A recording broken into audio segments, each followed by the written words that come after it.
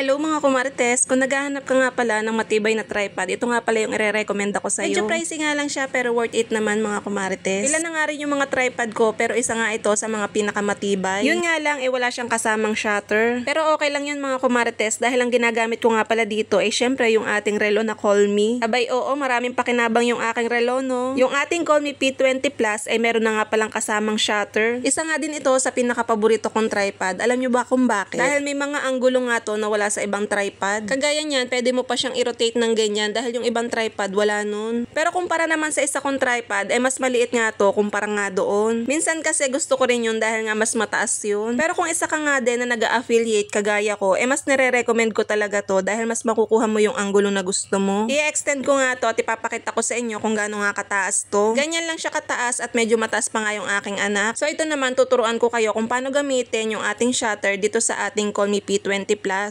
Mag-download lang kayo ng application na The Fit. Tapos i-connect nyo doon sa inyong relo. At pag na-connect nyo na, ihahanapin nyo lang dito sa application yung ating shutter. So yan, pupunta lang kayo sa application na The Fit at i-scroll nyo lang pataas at naandun na yung shutter. Dapat bukas nga pala yung inyong mga Bluetooth ha. Tapos dito naman sa ating relo, hahanapin nyo lang yung application na may kasamang camera. Ayan. Pag nakita nyo yan, ay ito na nga pala magiging itsura niya. O diba mga kumarites, no worries nga kahit wala tayong dalang shutter. At yung inyong mga cellphone nga, ilagay nyo lang sa ating tripod at wala, okay na. Ang dami kong sinasabi, no? Isa lang naman yung gusto kong sabihin, umorder na kayo. Bye-bye, love you.